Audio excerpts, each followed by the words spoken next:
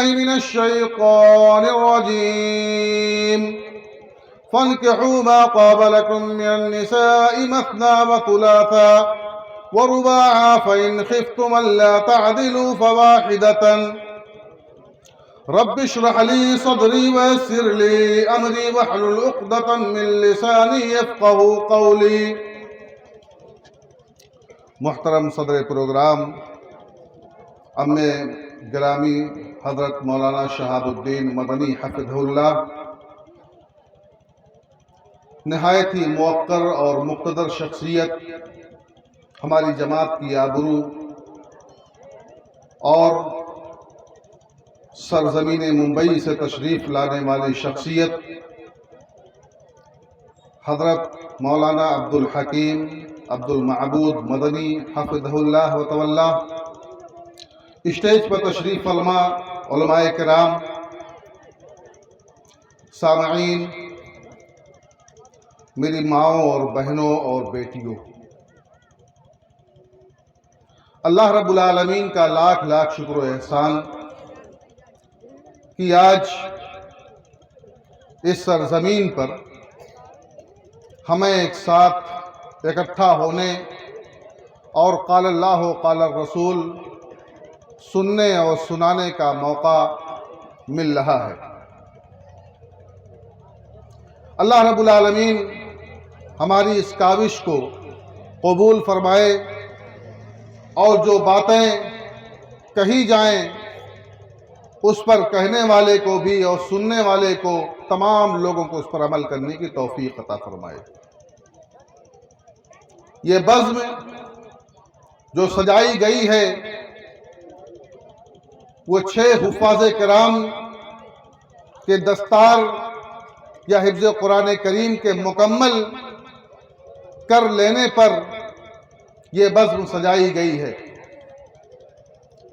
ایسے بچوں کو جنہوں نے حفظ قرآن کریم مکمل کر لیا ہے، میں انہیں مبارکباد پیش کرنا چاہتا ہوں اور اللہ رب العالمین سے دعا کرتا ہوں کہ اللہ رب العالمین اس قرآن کو جس طرح سے ان کے سینے میں محفوظ کیا ہے، اے اللہ تو اس کے معانی و مطالب اور اس کی تفسیر کو بھی ان کے سینے میں محفوظ کر دے، اور انہیں اللہ رب العالمین تو اپنے خاص بندوں میں شامل کر لے، اور جو بچے اس قرآن مجید کی تعلیم حاصل کر رہے ہیں، قرآن مجید کا حفظ کر رہے ہیں، اے اللہ تو اس کی تکمیل کا انہیں موقع عنایت فرما دے، اور ان کے بھی دستار ایسے ہی مجلسوں میں کرا دے، یہاں اس دنیا میں بھی اور آخرت میں بھی ان کو فائز المرام و کامیاب کر دے۔ حضرات، آج کے اس دور میں ہمارے اندر بہت ساری بدعنوانیاں پائی جاتی ہیں۔ انہی بدعنوانیوں میں ایک بدعنوانی شادی بیاہ کے موقع پر شریعت کے حدود سے نکل جانا ہے۔ آج میں جس موضوع پر خطاب کرنا چاہتا تھا وہ تھا تعلیم نسواں کی اہمیت،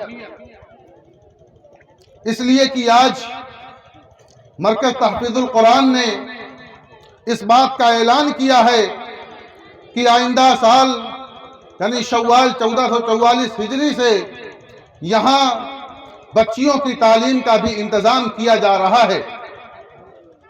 بچیوں کی تعلیم کی اہمیت ہے، اور ابھی آپ نے شیخ محترم کے خطاب کو سنا، ماں کی عظمت کے حوالے سے بہت ساری باتیں شیخ محترم نے بتائیں۔ بچے کی گود ماں کی پہلی درسگاہ ہوتی ہے، یہیں سے بچہ پڑھنا سیکھتا ہے، یہیں سے بچہ بہت ساری چیزیں سیکھتا ہے۔ اس ماں کے حوالے سے اس ماں کو کس انداز کا ہونا چاہیے، یہ ہماری تربیت پر منحصر ہے کہ ہم ان کی کس انداز کی تربیت کرتے ہیں اور ہم ان کو کون سی تعلیم دیتے ہیں۔ بہرحال اس سے قطع نظر میں جو گفتگو کرنا چاہتا ہوں، ایک صاحب نے مجھے اس بات کا مکلف کیا کہ آج تمہارا خطاب شادی بیاہ کے جو بیہودہ مراسم ہیں ان مراسم پر ہونا چاہیے۔ نکاح اللہ کے نبی صلی اللہ علیہ وسلم ہی نہیں بلکہ تمام انبیاء کرام علیہم الصلوۃ والتسلیم کی سنت ہے۔ اللہ رب العالمین نے قرآن مجید میں ارشاد فرمایا کہ وَلَقَدْ أَرْسَلْنَا رُسُلًا مِّن قَبْلِكَ وَجَعَلْنَا لَهُمْ أَزْوَاجًا وَذُرِّيَّةً کہ ہم نے اس دنیا میں جتنے بھی رسولوں کو بھیجا ہے وہ سارے کے سارے بیوی اور بچوں والے تھے، یعنی ان تمام نے شادیاں کی، ان تمام کی اولادیں ہوئی۔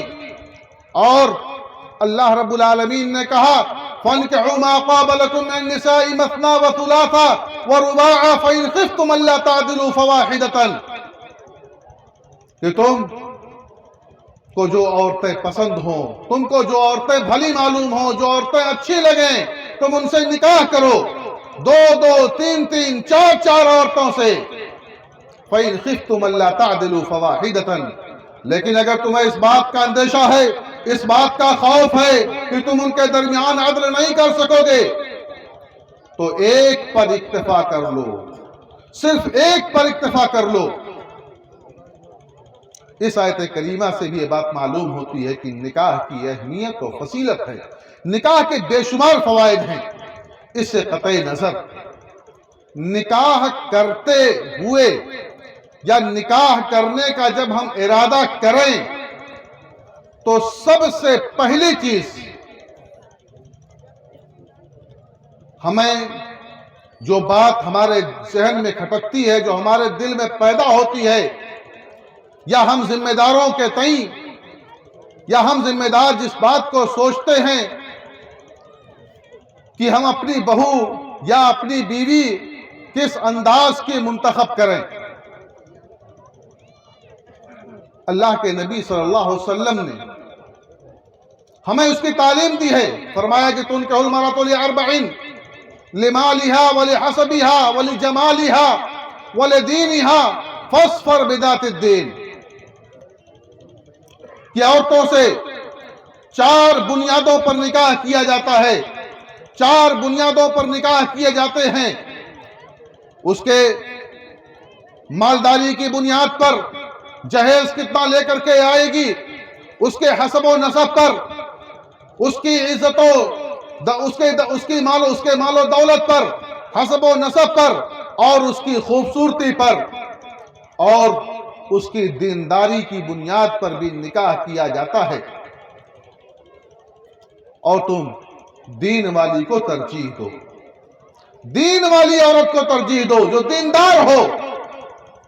یہ مال و دولت، یہ حسب و نسب، یہ حسن و جمال، یہ چند روزہ ہیں، آج ہیں، کل یہ چیزیں ختم ہو سکتی ہیں، لیکن اگر ہماری بیوی دیندار ہے، ہماری بہو دیندار ہے تو اس کے اچھے اثرات مرتب ہوں گے۔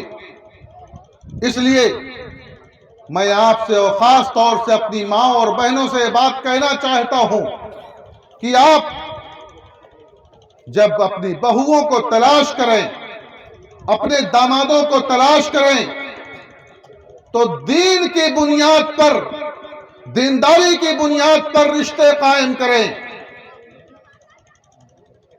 مالداری کی بنیاد پر نہیں، حسن و جمال کی بنیاد پر نہیں۔ اگر یہ ساری چیزیں آ جائیں لیکن دینداری اس پر مقدم ہو تو بہت اچھی بات ہے، لیکن اگر یہ سارے اوصاف نہ ہو، دینداری ہے، تو یہ سب سے بہتر اور سب سے اچھی بات ہے۔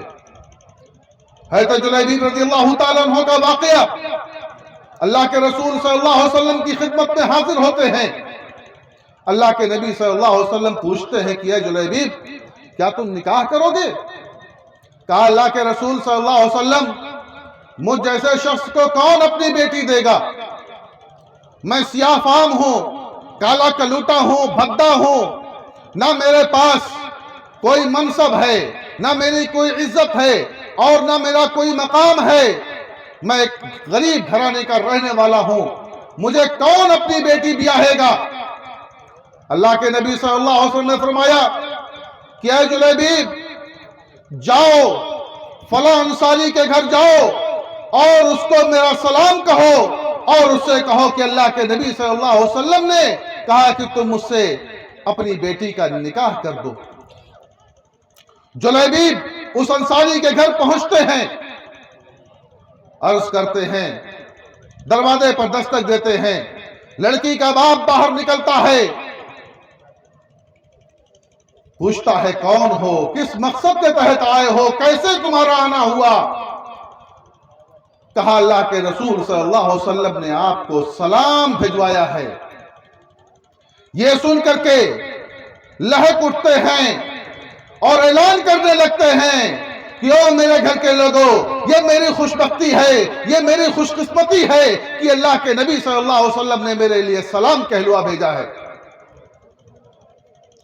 अल्लाह के नबी सल्लल्लाहु अलैहि वसल्लम के सलाम से इस कदर खुश होते हैं, उछलने लगते हैं। जुलैबीब ने कहा कि अरे आगे भी सुन लीजिए, अल्लाह के नबी सल्लल्लाहु अलैहि वसल्लम ने कहा है कि आप अपनी बेटी का निकाह मुझसे कर दीजिए। कहा अच्छा ठीक है, थोड़ा मौका दो, लड़की की अम्मा से मशवरा कर ले। मशवरा किया, मशवरा कर रहे थे। औरतें जाहिरी चीजों को ज्यादा देखती हैं। जेवरात कितने हैं, जब बारात आती है, अरे जेवर कितना आया, कम है, कौन कौन से जेवरात हैं, ये सारी चीजें पूछी जाती हैं। कहा, उस औरत ने कहा, उस मां ने कहा कि अरे किसको अपनी बेटी ब्याह दोगे, कैसे आदमी को दे दोगे, ना जिसके पास ना घर है, ना इज्जत है, ना और कोई चीज है। वो नेक सीरत लड़की सुन रही थी, उसने कहा कि ऐ अम्मी जान, वो तो कुछ नहीं है, लेकिन हुक्म किसका है? क्या आपके अंदर इतनी ताकत है कि अल्लाह के नबी सल्लल्लाहु अलैहि वसल्लम के हुक्म को चैलेंज कर सकें, अल्लाह के रसूल सल्लल्लाहु अलैहि वसल्लम के हुक्म की तामील ना करें? यह अल्लाह के रसूल सल्लल्लाहु अलैहि वसल्लम का हुक्म है, लिहाजा मेरी शादी, मेरा निकाह उस शख्स से कर दिया जाए। निकाह हो जाता है। निकाह का इतना फायदा होता है कि अल्लाह रब्बुल आलमीन उनके अंदर, उनके घर के अंदर इतनी बरकत डाल देता है, इतनी बरकत डाल देता है कि उस जमाने की औरतें उन पर रश्क किया करती थीं। और कहने वालों ने कहा, लिखने वालों ने लिखा कि वो दोनों जोड़े जिस फराख दिली के साथ खर्च किया करते थे, जिस सखावत का मुजाहरा किया करते थे, बड़े बड़े लोगों ने उस कदर सखावत का मुजाहरा नहीं किया। यानी पैसों की रेलपेल हो गई, मालो जायदाद हो गए। क्यों? दीन की बुनियाद पर निकाह किया था, दीनदारी की बुनियाद पर यह रिश्ता कायम हुआ था। अल्लाह के नबी सल्लल्लाहु अलैहि वसल्लम ने आज दामाद ढूंढते हैं, दामाद ऐसा मिल जाए, इस वक्त का मिल जाए, ऐसा हो, फला हो, दुनिया भर के औसाफ देखते हैं, दीनदारी नहीं देखी जाती है।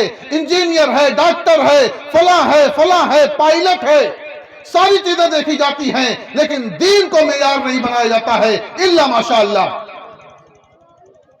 और उसके नतीजे में न जाने कितनी खराबियां पैदा हो रही हैं, हमारे बच्चे बिगड़ रहे हैं। अल्लाह के नबी सल्लल्लाहु अलैहि वसल्लम ने फरमाया, इदा अताकुम मन तरज़ौना दीनहु व खुल्क़हु फज़व्विजूहु इल्ला तफ़अलू तकुन फितनतुन फिल अर्ज़ व फ़सादुन अरीज़। कि अगर तुम्हारे पास कोई ऐसा शख्स पैगाम लेकर के आए, कोई ऐसा शख्स रिश्ता लेकर के आए जिसके दीन और उसके अखलाक से तुम राजी हो, तो तुम उससे अपनी बेटी का ब्याह कर दो, उससे तुम अपनी बेटी को ब्याह दो। अगर तुमने ऐसा नहीं किया तो जमीन में फितना फसाद बपा हो जाएगा, ज़िनाकारी और बदकारी आम हो जाएगी, इर्तिदाद का फितना खड़ा हो जाएगा, हमारी बेटियां दूसरों के साथ भागने लगेंगी। आज ये सारी चीजें हमारे सामने हैं। आज جہیز کی خاطر، مالدار داماد ڈھونڈنے کی خاطر ہم اپنی بچیوں کو بٹھائے رکھتے ہیں، اور نہ جانے کتنی خرابیاں پیدا ہو رہی ہیں، کس قدر بدکاریاں پیدا ہو رہی ہیں، کس قدر بدکاریاں ہو رہی ہیں، یہ ہماری آنکھوں سے اوجھل نہیں ہے۔ یہ جہیز کا فتنہ، یہ بارات کا فتنہ اور اس قسم کے جتنے بھی فتنے جنم لیے ہیں وہ تمام کے تمام غیروں سے ہم نے اپنا لیے ہیں۔ غیروں کے یہاں دین کے نام پر، یعنی ان کے دین کے نام پر صرف خرافات ہیں، اور ہمارا دین یہ اللہ کا دیا ہوا ہے، اللہ نے بھیجا ہے، اللہ کے حکم کی تعمیل کی جائے گی، اللہ کی بات مانی جائے گی، کسی دوسرے شخص کی بات نہیں مانی جائے گی۔ اللہ اس کے رسول صلی اللہ علیہ وسلم نے جو حکم ہم کو دیا ہے اس حکم پر ہم کو عمل کرنا ہے، کسی دوسرے کے حکم پر ہم کو عمل نہیں کرنا ہے۔ اللہ کے نبی صلی اللہ علیہ وسلم نے ہم کو جس طرح سے تعلیم دی ہے نکاح کرنے کا، نکاح کو سادہ رکھنے کا، نکاح میں سادگی اختیار کرنے کا، اس قسم کا نکاح ہم کو کرنا چاہیے۔ حضرت عبدالرحمن بن عوف رضی اللہ تعالیٰ عنہ صحابی رسول، اگر میں یہ کہوں کہ مدینہ کے مالدار لوگوں میں سے سب سے مالدار نہ کہوں تو یہ مجھے کہنے کا حق حاصل ہے کہ مدینہ کے مالدار ترین صحابہ میں آپ کا شمار ہوتا تھا۔ حضرت عبدالرحمن بن عوف رضی اللہ تعالیٰ عنہ نکاح کر لیتے ہیں، لیکن آپ صلی اللہ علیہ وسلم اسی مدینے میں موجود ہوتے ہیں۔ مدینہ اس وقت ایک چھوٹی سی بستی تھی، وہ چھوٹی سی بستی آپ کے بھیسیا کتنی بڑی رہی ہوگی، اسی بستی میں اللہ کے رسول صلی اللہ علیہ وسلم موجود ہوتے ہیں۔ آپ صلی اللہ علیہ وسلم کو بارات لے کر کے گئے، آپ سے نکاح پڑھوایا نہیں، اللہ کے نبی صلی اللہ علیہ وسلم نے ان کے کپڑوں پر زرد رنگ کے نشانات دیکھے جو عورتیں استعمال کرتی ہیں، اس نشان کو دیکھا جو کہ مردوں کے لیے حرام ہے۔ اللہ کے نبی صلی اللہ علیہ وسلم نے پوچھا کہ اے عبدالرحمن، کیا تم نے نکاح کر لیا ہے؟ کہا اللہ کے رسول صلی اللہ علیہ وسلم، میں اتنے سونے کے عوض میں نے فلاں عورت سے میں نے نکاح کر لیا ہے۔ اللہ کے نبی صلی اللہ علیہ وسلم نے برکت کی دعا دی، یہ شکایت نہیں کی، بارات میں نہیں بلایا، ارے مجھ سے نکاح نہیں پڑھوایا، نہیں، شکایت نہیں کی، کہا تم اولم ولو بشاۃ، ولیمہ کرو اگرچہ ایک ہی بکری کیوں نہ ہو۔ آپ نے ان کی حسب حیثیت بات کہی، ورنہ اللہ کے نبی صلی اللہ علیہ وسلم نے معمولی کھانوں پر بھی ولیمے کیے ہیں۔ ولیموں میں بھی آج بہت زیادہ ہم حد سے تجاوز کر چکے ہیں، ہم حد سے بڑھ گئے ہیں، اور اس کی وجہ سے ہم سودی قرض لے کر کے ولیمے کرتے ہیں، سودی قرض لے کر کے ہم جہیز دیتے ہیں، سودی قرض لے کر کے ہم اپنی شادیاں کرتے ہیں، جس کی وجہ سے ہماری زندگیوں سے برکت ختم ہو گئی ہے، جس کی وجہ سے ہماری دعاؤں میں تاثیر نہیں رہ گئی ہے، جس کی وجہ سے ہم پریشان حال ہیں، ہماری تجارت کامیاب نہیں ہوتی ہے، ہماری معیشت بگڑ گئی ہے۔ کیا وجہ ہے؟ اگر میں یہ کہوں کہ ہم نے اور آپ نے اللہ کی تعلیمات کو بھلا دیا ہے، اللہ کی تعلیمات کو بھلا کر کے ہم نے اور آپ نے غیروں کی تعلیمات کو اپنا لیا ہے، اسی بنیاد پر یہ ساری خرابیاں پیدا ہو رہی ہیں۔ جہیز کا اسلام میں کوئی تصور نہیں ہے۔ یہ ذمہ داری لڑکی کی یا لڑکی والوں کی نہیں ہے کہ اپنے داماد کا گھر بسائے۔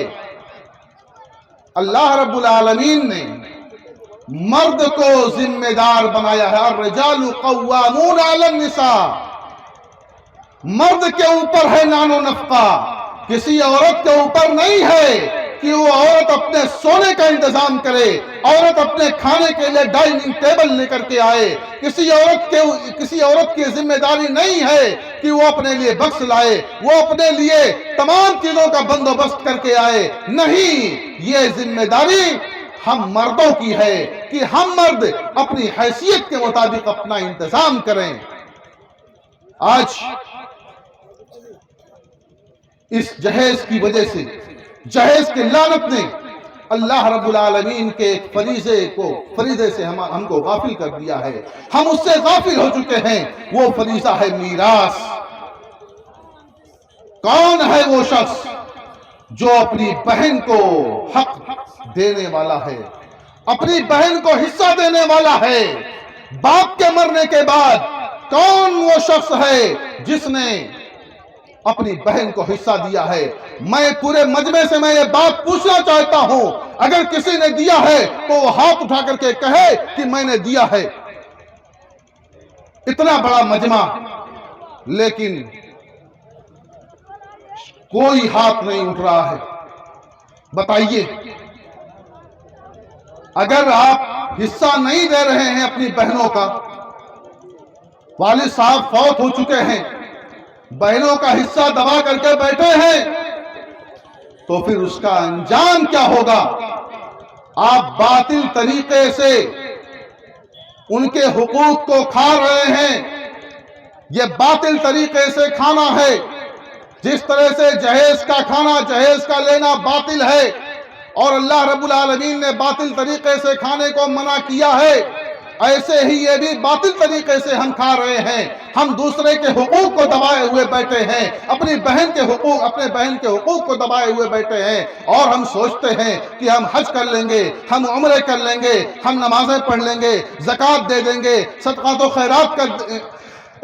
خیرات کر لے جائیں گے, مساجد قائم کر دیں گے, مدارس قائم کر دیں گے, بہت سارے اعمال خیر انجام دے دیں گے, اور اللہ رب العالمین ہماری بخشش کر دے گا, اللہ رب العالمین ہمارا رتبہ بلند کر دے گا. اللہ کی قسم ایسا نہیں ہو سکتا ہے. اگر آپ نے حقوق کی پامالی کی ہے, اگر آپ نے بندوں کے حقوق دبائے ہیں, خواہ کسی بھی بندے کا حق ہو, بھائی کا حق ہو, بہن کا حق ہو, باپ کا حق ہو, ماں کا حق ہو, بیٹوں کا حق ہو, کسی کا بھی حق ہے, اگر آپ نے کسی کا حق دبایا ہے تو یقین جانیے اللہ رب العالمین کے یہاں اس وقت تک اس کی معافی نہیں ہوگی جب تک وہ بندہ معاف نہیں کر دے گا. میرے بھائیوں, میرے دوستوں, میرے عزیزوں, جہیز کے بارے میں ایک بات کہی جاتی ہے, جہیز کو سنت رسول سے جوڑا جاتا ہے. یہ بہت سارے لوگوں نے جہیز کو سنت رسول صلی اللہ علیہ وسلم سے تعبیر کر دیا, نعوذ باللہ من ذالک, اور کہا کہ اللہ کے رسول صلی اللہ علیہ وسلم نے اپنی بیٹی حضرت فاطمہ رضی اللہ تعالی عنہا کو جہیز کیا تھا. میں سوال یہ کرنا چاہتا ہوں ان لوگوں سے کہ اللہ کے رسول صلی اللہ علیہ وسلم نے, اللہ کے رسول صلی اللہ علیہ وسلم کی 4 بیٹیاں تھیں. اگر آپ نے حضرت فاطمہ کے علاوہ کسی کو دیا ہو تو بتائیے. اللہ کے نبی صلی اللہ, اے بیٹا, اے چائے بند کرو بات نبی.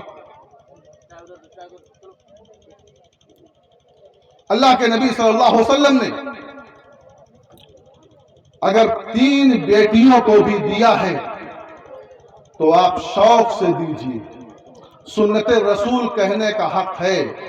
آپ نے متعدد شادیاں کی, اگر آپ نے جہیز لیا ہو تو آپ شوق سے جہیز لیجیے.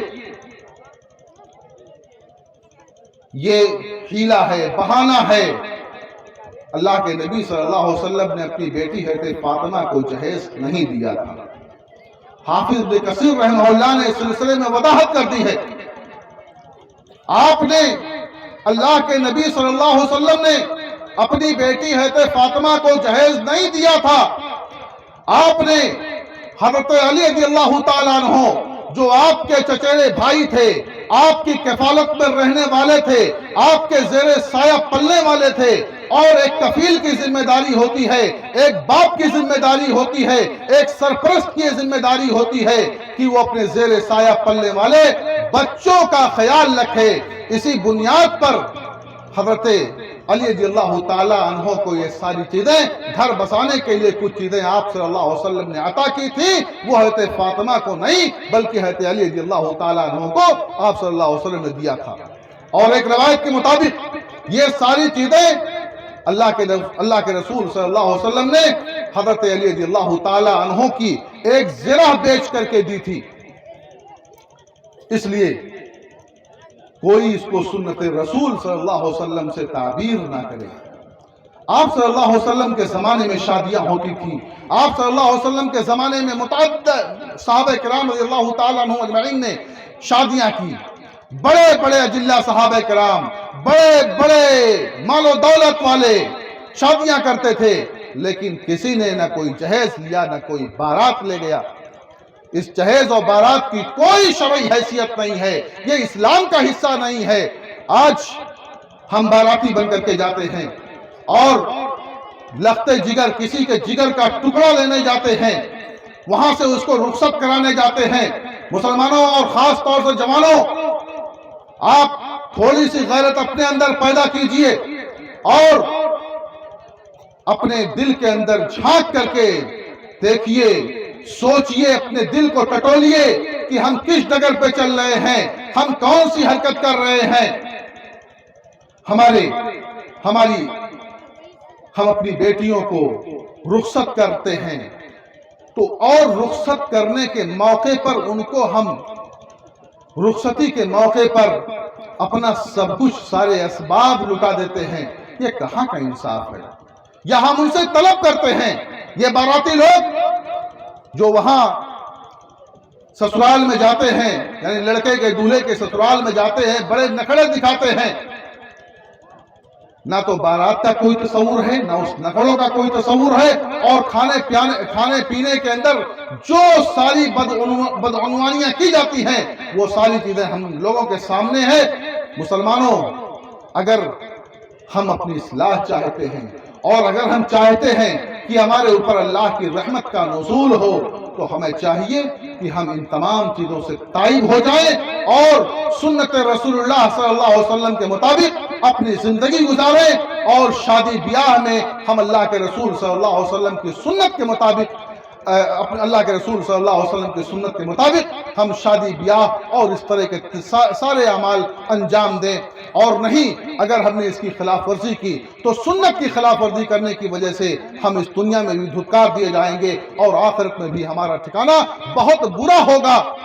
میں جوانوں سے میں کہنا چاہتا ہوں کہ میرے نوجوان بھائیوں، اگر آپ کی شادی نہیں ہوئی ہے، آج یہاں اٹھنے سے پہلے یہ عزم کر لیجئے گا کہ آج کے بعد جب بھی ہم شادی کریں گے تو ہم نہ تو بارات لے کر کے جائیں گے، نہ جہیز کا مطالبہ کریں گے، نہ جہیز لیں گے، اور اس قسم کے جتنے بھی خرافات ہماری شادی بیاہ کے موقع پر انجام دیے جاتے ہیں، ان تمام خرافات سے ہم کنارہ کش ہو جائیں گے، اور اللہ کے نبی صلی اللہ علیہ وسلم کی سنت کے مطابق جس طرح سے نبی کریم صلی اللہ علیہ وسلم نے اپنی شادیاں کی، اپنی بچیوں کی شادیاں کی، صحابہ کرام رضی اللہ تعالیٰ عنہ اجمعین نے اپنی شادیاں کی، ان کی سیرت اور کردار کے مطابق ہم اپنے آپ کو ڈھالیں گے اور ان کی زندگیوں کے مطابق یا ان کے اعمال کے مطابق ہم شادیاں کریں گے۔ اللہ رب العالمین ہمیں کتاب و سنت کے مطابق زندگی گزارنے کی توفیق عطا فرما دے۔ اللہ رب العالمین ہمیں شادی بیاہ اور اس قسم کے جتنے بھی مسائل ہیں ان تمام میں اعتدال کے ساتھ اور سنت کے مطابق ان تمام چیزوں میں سنت کے مطابق زندگی گزارنے کی توفیق عطا فرمائے۔ آمین۔ تقبل یا رب العالمین، وآخر دعوانا الحمدللہ رب العالمین، والسلام علیکم ورحمۃ اللہ وبرکاتہ۔ وعلیکم السلام ورحمۃ اللہ وبرکاتہ۔ محترم حاضرین، کسی بھی خطبہ پر یا کسی بھی تقریر پر تبصرہ کرنا نہ میری عادت ہے، نہ میں اس کو مناسب سمجھتا ہوں۔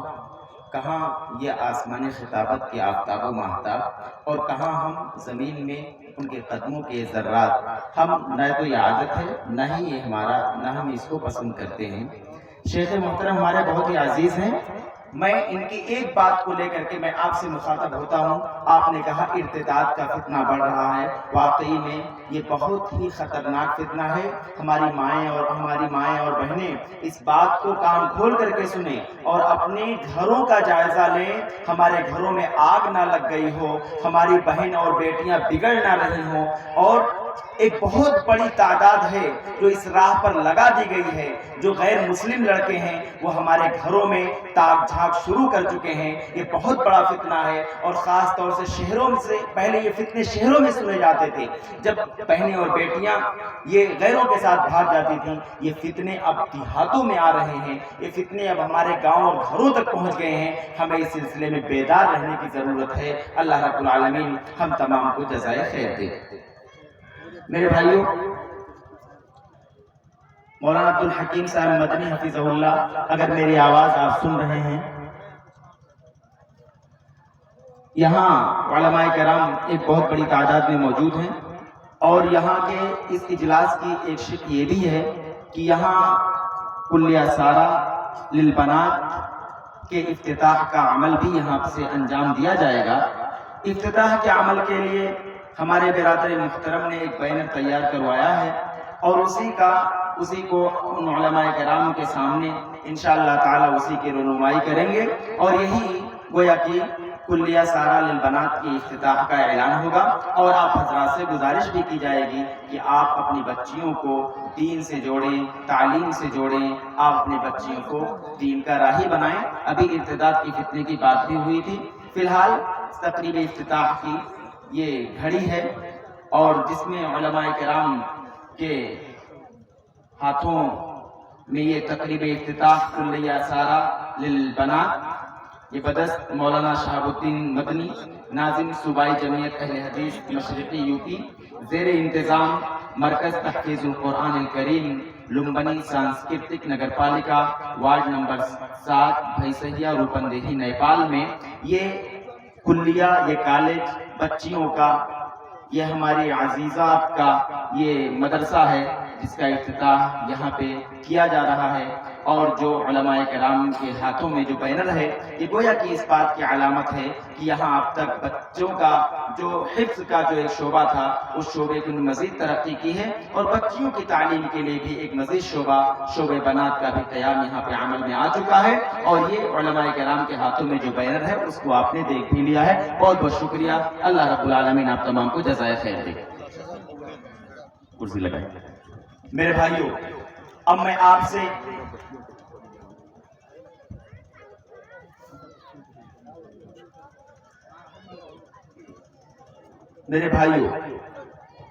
اب میں چاہتا ہوں کہ اپنے صدر مجلس اور صوبائی جمعیت اہل حدیث مشرقی یو پی کے ناظم اعلیٰ اور لکھنؤ سے سفر کر کے آپ کے اس محبتوں کے دیار میں اور آپ کی محبتوں کی آواز کو پر لبیک کہتے ہوئے آپ ہمارے اس اجلاس میں تشریف لائے ہیں.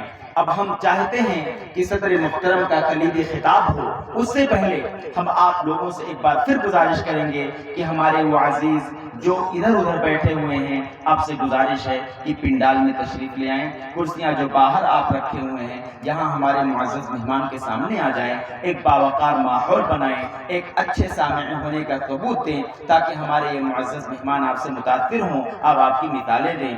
اور آپ جانتے ہیں یہ ایک علمی دیار ہے، یہ اہل حدیث کا دیار ہے، یہ اہل حدیثوں کا گھرانہ ہے. یہاں سے علماء کثرت کے ساتھ یہاں پائے جاتے ہیں اور ہماری اس مجلس میں آپ کی اسی مٹی کے ایک لال اور ہم تمام کے بہت ہی محبوب اور عمدہ خطیب اور بہت ہی بہترین پیرائے میں جنہوں نے اپنے خطابت کا لوہا امت سے منوایا، اس ملک نے جن کی خطابت کا لوہا مانا، حضرت مولانا محمد نسیم صاحب مدنی حفظہ اللہ کا بھی خطاب ہوگا.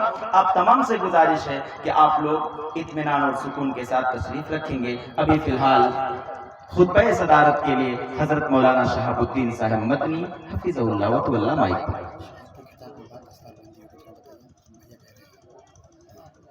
اعلان ہمارے عزیز نے بھی بتایا کہ آپ اعلان یہ بھی کر دیں کہ شیخ کے خطبہ صدارت کے بعد جو 6 بچے فارغ یہاں سے ہو رہے ہیں ان کی دستار بندی بھی کی جائے گی. اور میں سلمان جو متعلم جامعہ سراج العلوم السلفیہ جھنڈا نگر نیپال ہیں، میں ان سے کہوں گا کہ شیخ کے خطاب کے بعد جب دستار بندی کی جو تقریب ہوگی اسی میں انہیں ایک چھوٹی سی نظم کے لیے ہم دعوت بھی دیں گے، وہ تیار رہیں گے. فی الحال مائک پر حضرت مولانا شہاب الدین صاحب مدنی حفظہ اللہ. ریکارڈ کرے گا یوٹیوب. جی جی